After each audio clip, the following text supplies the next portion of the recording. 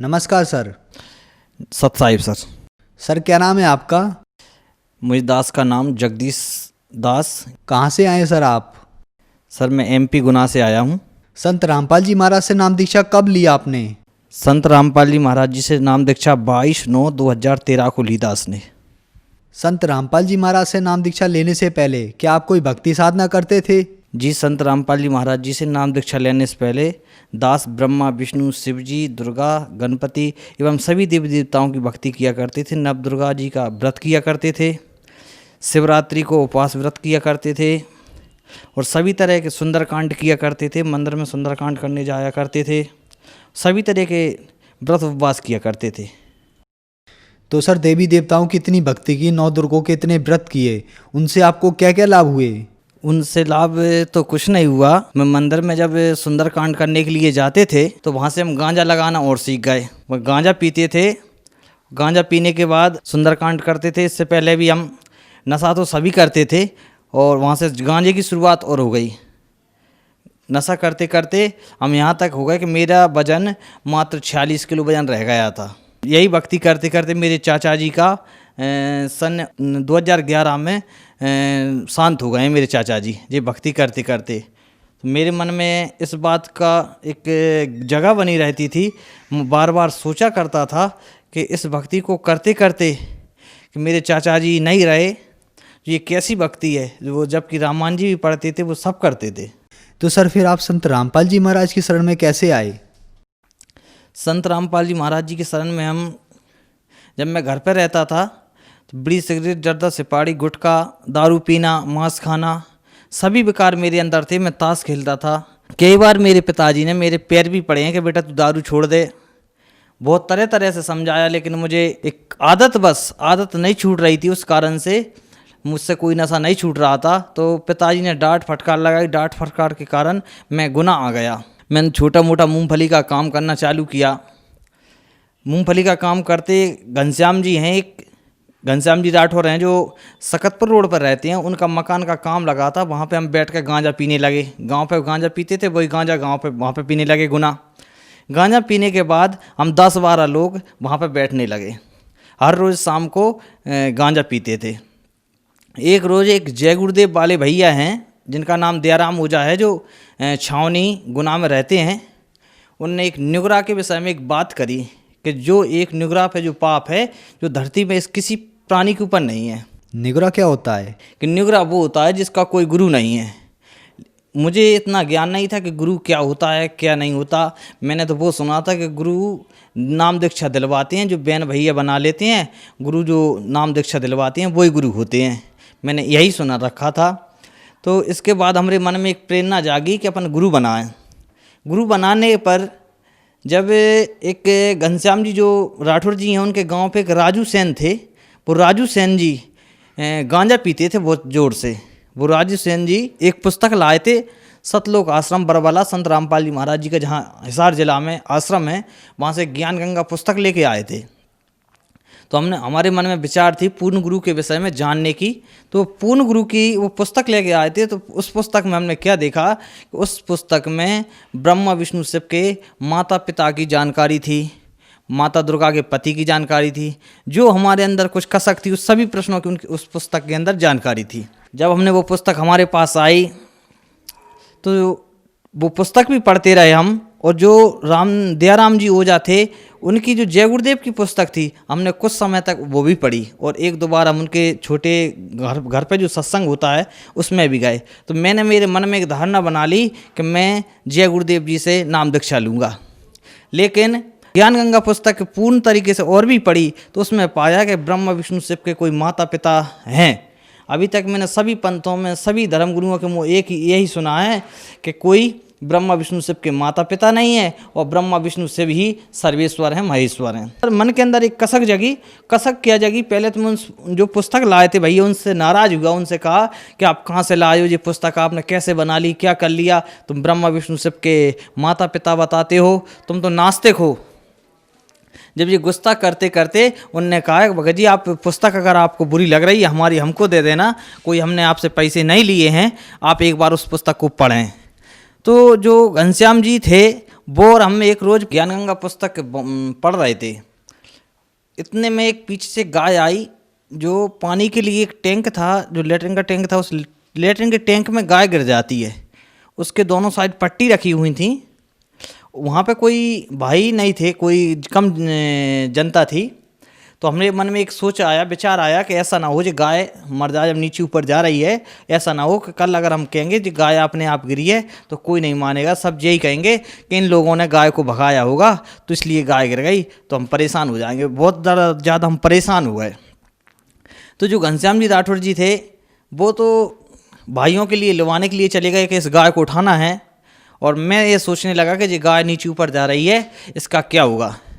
तो मुझे अचानक से ज्ञान गंगा पर मेरी नज़र पड़ती है, और ज्ञान गंगा के पहले पेज पे ही संत रामपाल जी महाराज जी का फोटो आता है। उस फोटो को देखकर मैं प्रार्थना करता हूँ कि हे संत रामपाल जी महाराज, मैंने सुना है कि आप परमात्मा के अवतार हैं। आज जो इस ये गाय गिर गई है, हम पर इतनी कृपा बख्शो कि इस गाय ना मरे, नहीं हम पे ये दुनिया वाले गौ हत्यारा कहेंगे। तो इतना सोचते ही मेरे मन में एक विचार आता है, एक झनकार सी आती है मेरे कान में कि इस चेरी को इस गाय के नीचे लगा दो और इस चेरी पर बैठ जाओ, जो बांस की होती है। मैंने उस गाय के नीचे उस चेरी को लगाया और एक साइड से मैं बैठ गया, तो गाय वो पानी में अथफर हो गई और वो नीचे ऊपर जाना उसका बंद हो गया। इतने में जो घनश्याम जी आ गए, फिर हमने उस गाय को निकाल लिया काफ़ी परेशान होने के बाद।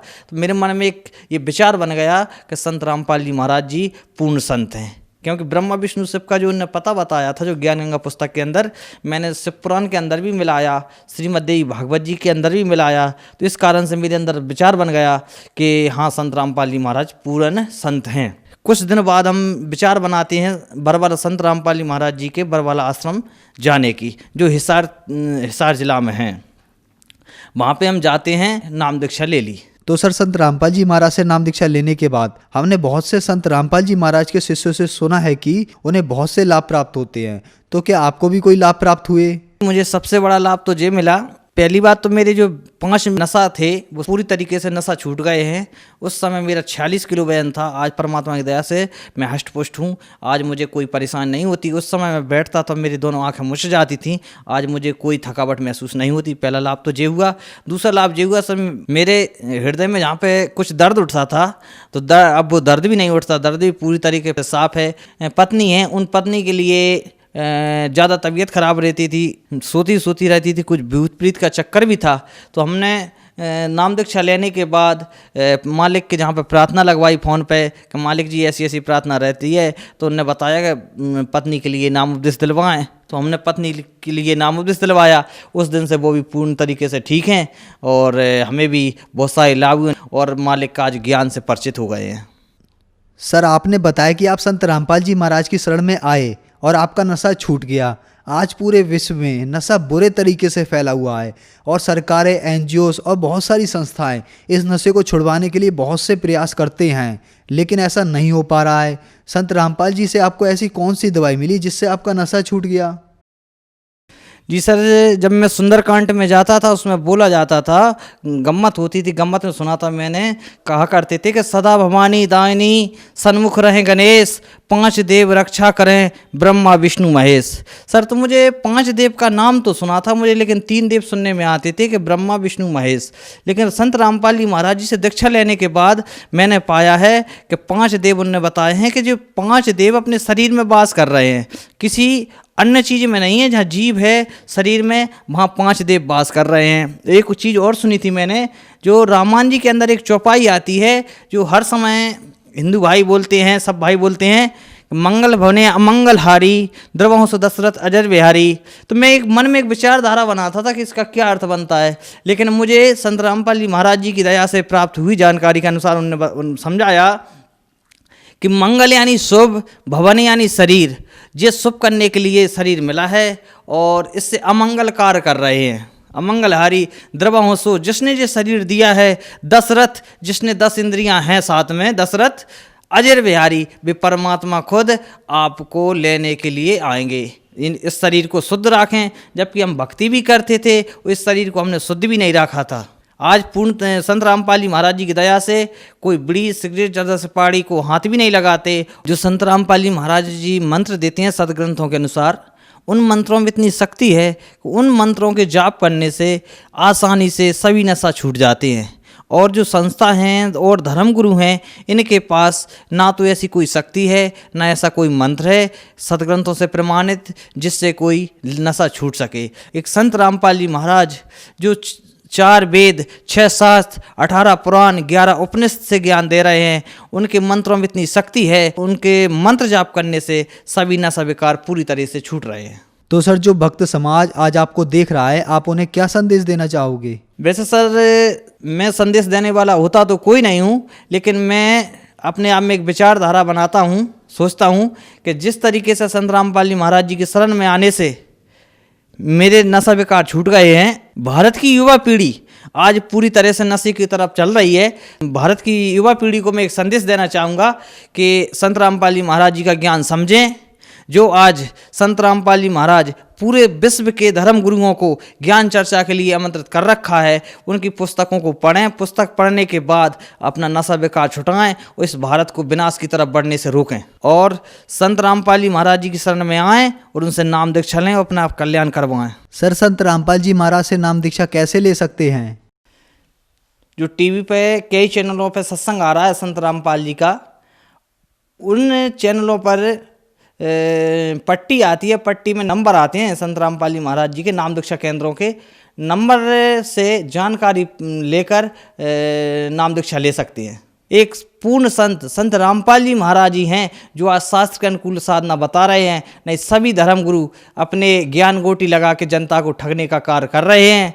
और इस कबीर परमात्मा ने एक वाणी बोली, उसमें कहा है, कलयुग कठिन है, संत न चीने कोई, और कामी क्रोधी मस्खरा तिनका आदर होए। आज संत रामपाल जी महाराज शास्त्र के अनुकूल साधना बता रहे हैं तो लोगों को कड़वा लग रहा है, लोगों की धर्मगुरुओं की काली कमाई मारी जा रही है, इसलिए कड़वे लग रहे हैं। लेकिन संत रामपाल जी महाराज एक उपकार का कार्य कर रहे हैं, इसका पता सभी भारत के समाज को कुछ आगे चल के पता चलेगा, जब ये भारत विश्व में एक नाम अपना रोशन करेगा नशा विकार छोड़कर। धन्यवाद सर। सत साहेब।